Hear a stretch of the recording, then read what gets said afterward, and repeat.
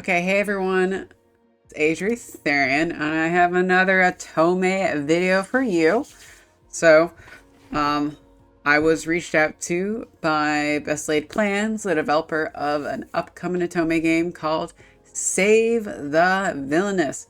They recently released their demo on Steam, and it is free. You can go download it right now, and in fact, you should. So I was reached out by a developer and they asked me to like kind of stream the game. So I played it on Twitch. It took me like 4 hours to get through the demo. Granted, I was speaking out the text. So if you're just reading it, like I can read faster than I can speak.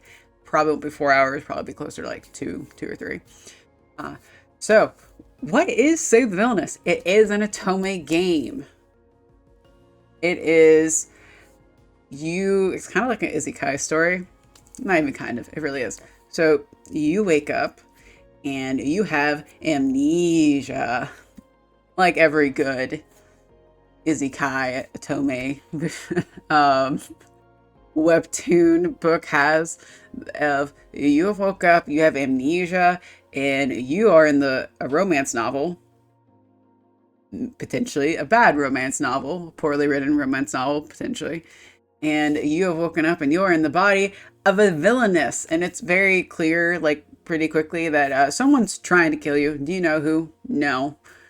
Do you find out in the demo? No. The demo is a demo, guys. It's the very beginning. By the time I finished the demo, I still was like, I really don't know what's going on, but I'm enjoying the journey and I want to find out. So for what a demo needs to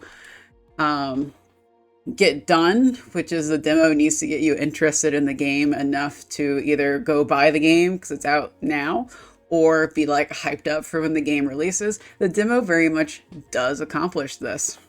So like I have so many questions after playing the demo. The demo didn't answer any of my questions. I'm like, I have no idea what's going on.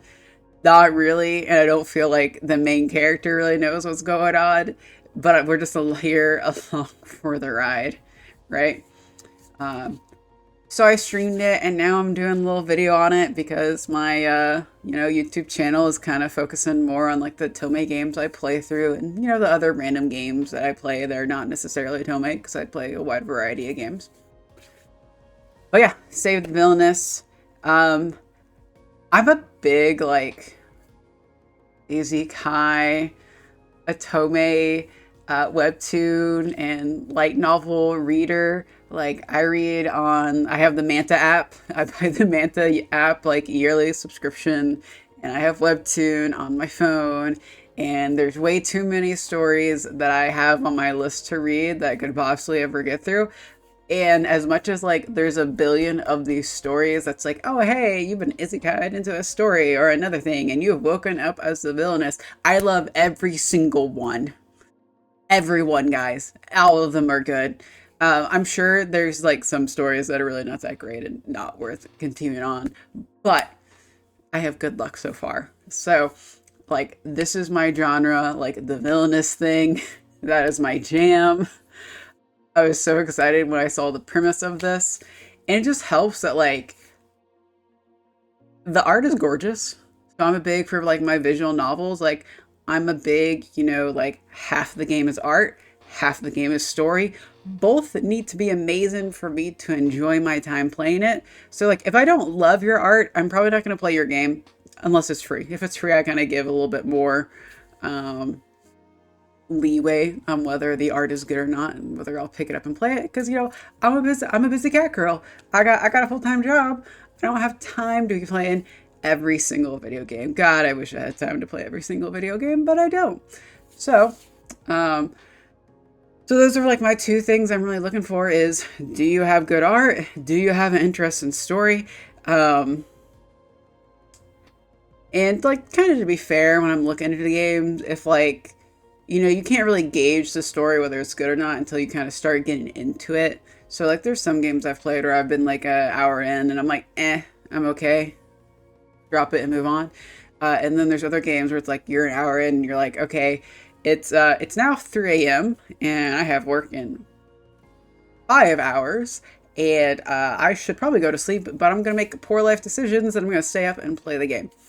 So I did not do this with this demo because I am a smart kitty and I am a terrible person if I don't get enough sleep. So I don't do that anymore, but definitely had those moments.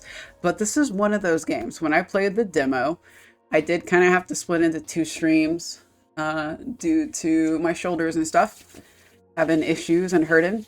But I was definitely like, okay, I'm going to save the demo to finish on stream for the next week. But I kind of wish that I wasn't streaming it because I would rather just kind of finish it now. So,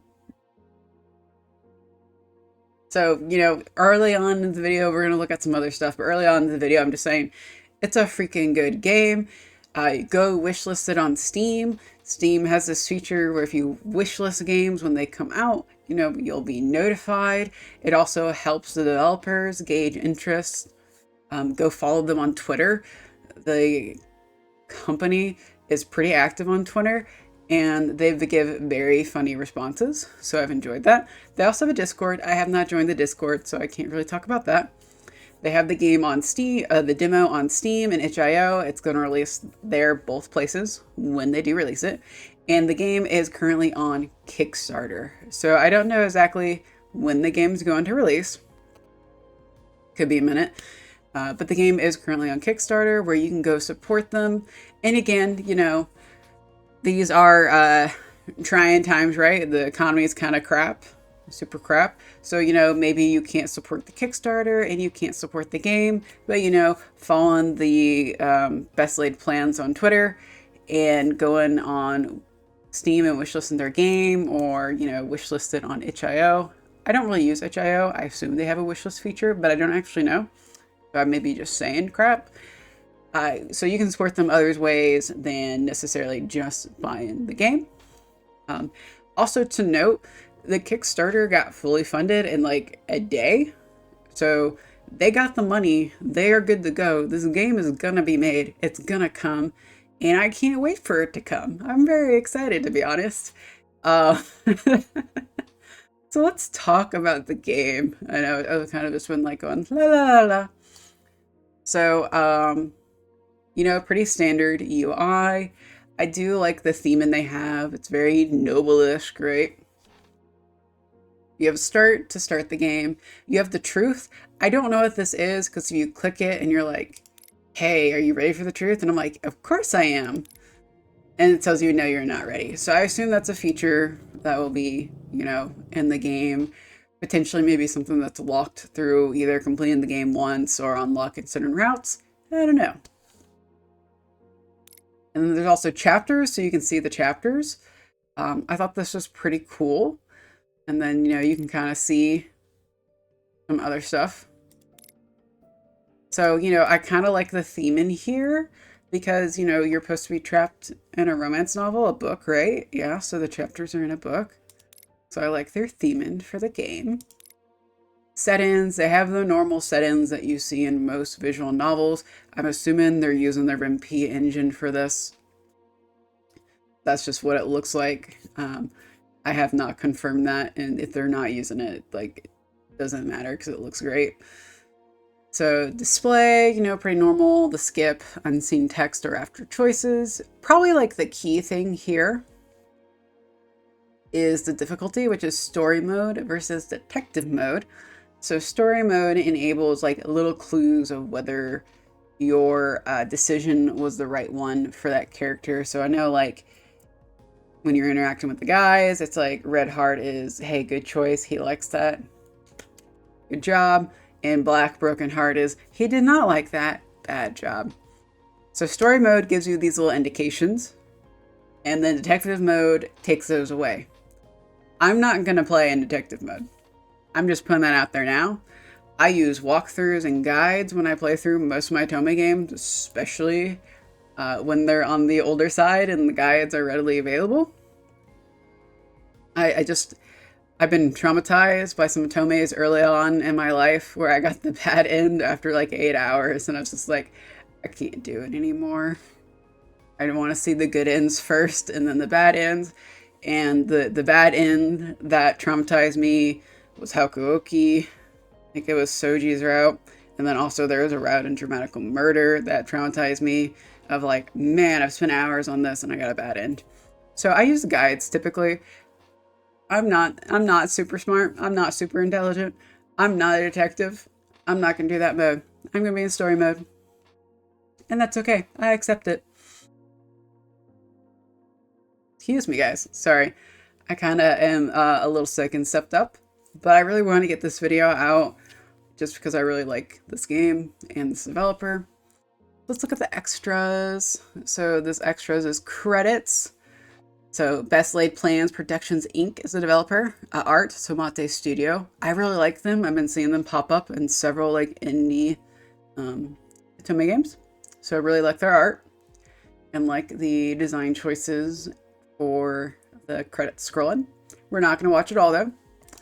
Let's see. Help. Excuse me. There is a tutorial, and when you first start the game, you go through a tutorial. And it's probably, this game has the most in-depth tutorial I've ever seen for a visual novel. I don't feel like most visual novels I've played through have explained the skip button in any shape or form, or like that you can kind of roll back choices sometimes. Like this game, once you make a choice, you can see what happens. If you don't like the result, assuming you're doing story mode with indications, you can kind of roll back the choices and go backwards and then go pick their choice you want. I really like that feature. I don't feel like I've seen it a lot in Otome games and a lot of visual novels I've played, but I absolutely adore that feature. So just saying, like, yeah, for me. So let's see. I don't know what mouse is. Okay. So it actually tells you how to use the mouse. That makes sense. Let's see. Keyboard. Same thing.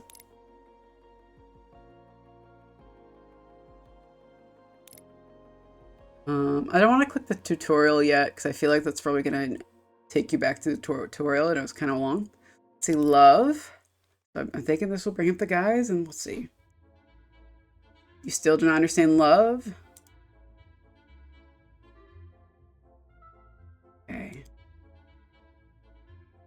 So the writing overall throughout the game is very witty. It's very odd. There are definitely moments I'm like, this is odd and this is crazy. It kind of reminds me of like the All Routes Lead to Doom a little bit. So, oh,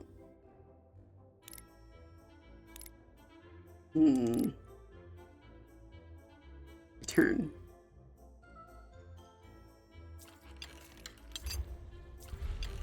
I didn't save, so I guess my love gallery doesn't show all the guys yet. So this is not as helpful as I was hoping, but I can show you one guy at least for right now, and we'll go find the others. Izel Kudzey, he is the Duke. So he's a silver-haired Duke, because, you know, in the isekai story, in isekai Otome, you must have a Duke, and you must have a prince, and you must have a childhood friend, potentially a servant. You gotta hit all the little cliche niches of guys that people like in these stories. Now, I will say, I'm very partial to black-haired Dukes of the North. So personally, I would have preferred Duke Izel to have black hair, but it's okay. He's still very pretty. He's still like long silver hair is very much a thing for people. I mean, I know plenty of people.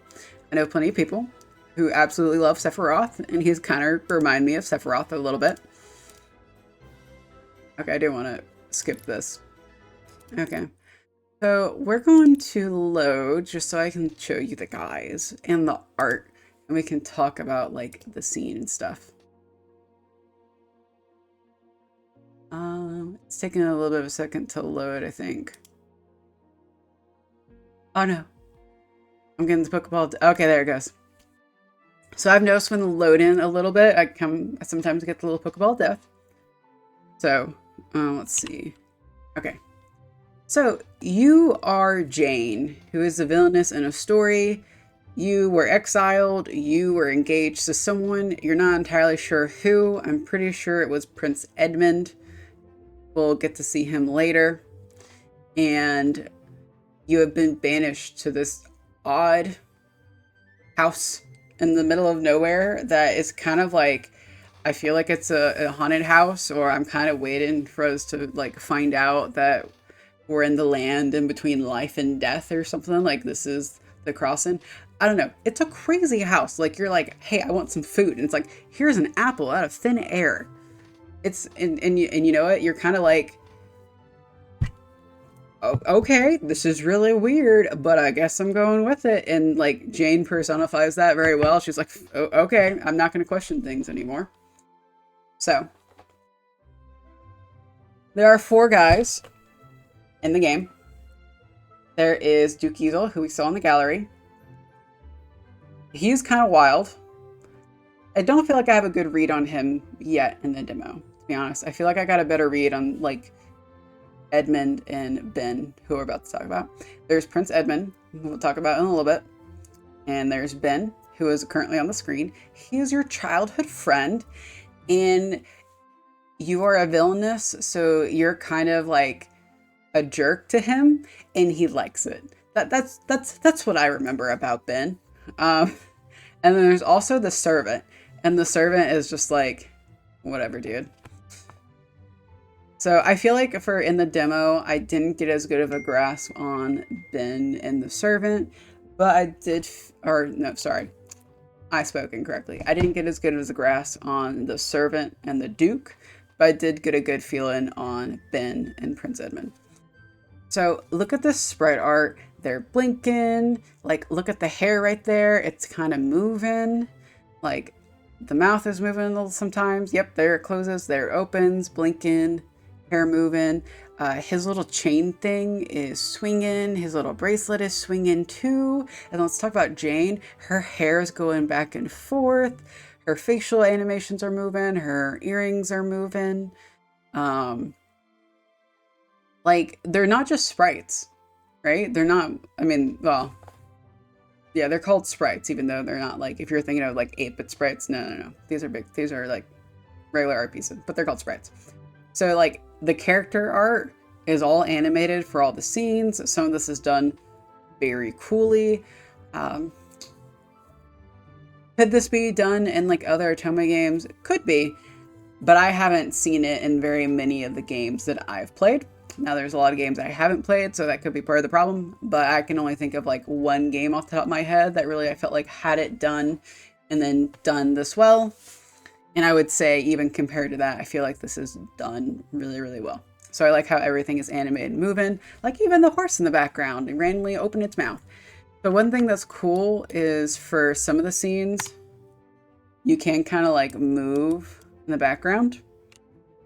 So you can kind of like move it back and look behind you. I don't think this is one of those scenes, and I'm not going to go find it in the game. Sorry. So we are going to try to kind of skip forward in the story. So when you get choices, so far you have like, I feel like it's kind of a nice choice and kind of a not as nice choice. And I know when I played through this, I was like, I don't know which one's good. I was like, I feel surely this, but you know, then it goes back to Ben, I feel like likes it when you're mean to him. See, so that's the indicator that I was talking about. That's the right choice. And now that we've met Ben, he should be on the love gallery. Yeah, so I do like the gallery feature. So, and it also tells you how happy they are. Okay, now back to skipping because I want to show you Prince Edmund. Okay, that's a good choice too. Come on, let's get to the prince. So I'm just gonna say right here, I have a thing for blonde-haired princes. I liked Alistair in Dragon Age Origins. And I also just have a thing for blonde-haired guys because I also liked Cullen from Dragon Age Inquisition. I like lots of men, but there's just something about princes that I'm just like, yes, let's go. So Prince Edmund is a character that I am most excited about. And here he is in all of his radiance. So let's get to his sprite. Okay. I don't necessarily want to spoil all the text for you guys. So, okay. So again, good animation on the characters. You know, Jane, same animations as earlier, but look at Edmund, blinking, eyebrows raising, the hair is moving, his hand is moving here. Even like the bush down here that was part of the background is moving. His little necklace right here is moving. Also, Jane talks to herself a lot, so you get to hear her inner monologue, so I do like. And again, that's another thing that kind of reminds me of some of like the villainous Otome isekai games, not games, but light novels and stuff, is it's like you're constantly in the character's head to hear their internal thoughts. So look at him, isn't he so pretty? So he's very witty. Just from my perspective, he looks like a very good match for Jane, because he's very witty, he blushes a lot. Jane sometimes says some like very like odd things, and some things that you're just like, and he just rolls with it.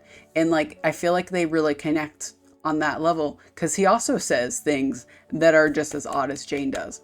Now, granted, the whole premise of this game is that someone's trying to kill you, and theoretically it's one of the 4 love interests.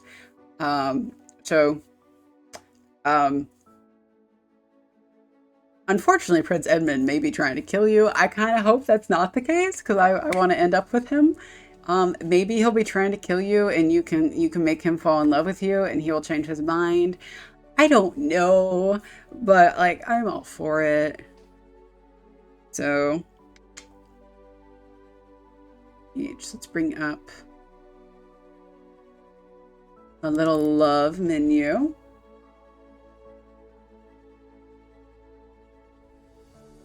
Oh, has he not been added yet? Okay, maybe I need to talk to him more. Okay, now let's check.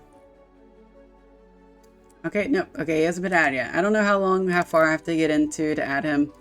So, we're not gonna worry about you've seen him.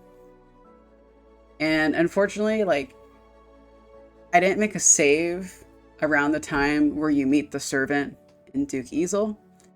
In hindsight, that would have been a better decision, but I didn't do it.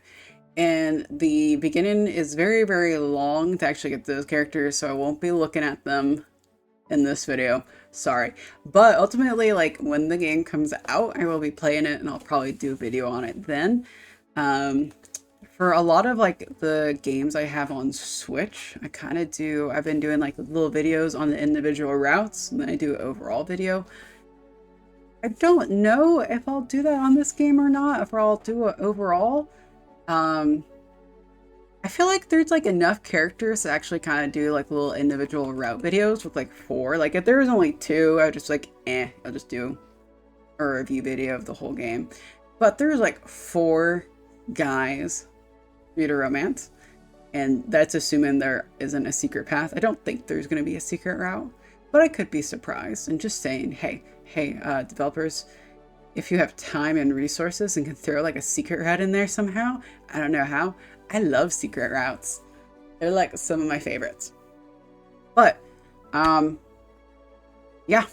Summary is, this is a isekai game. You wake up with amnesia. You are in a book, a bad romance novel. You are the villainess. Someone is trying to kill you. It's probably one of the 4 love interests. And you need to play the game and survive the story and not be murdered.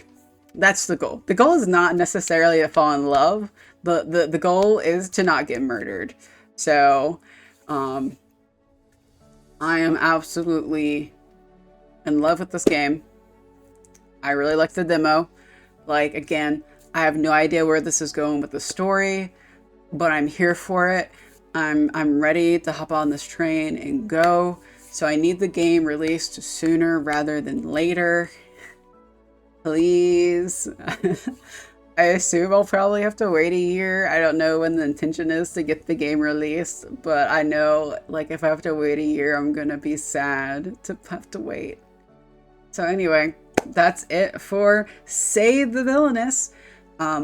Go like it on Steam. Go wishlist it on Steam, I mean. go, you know, look at it on itch.io. Go look at the Kickstarter and kickstart it if you have the money. Go support the devs, follow them on Twitter and shit. So yeah, and I would absolutely love to know if you get a chance, if you get some time to download the demo either from Steam or itch.io. You know, I would love to hear your thoughts on the game. Are you excited about it? Are you not? Like, all's valid, right? There are some games that people love, and then there's some games people don't. But I would love to hear your take on the demo if you get a chance to play it. Anyway, that's it for this video. I've rambled on long enough. I hope you have a wonderful day, and I'll see you for my next one. And bye-bye.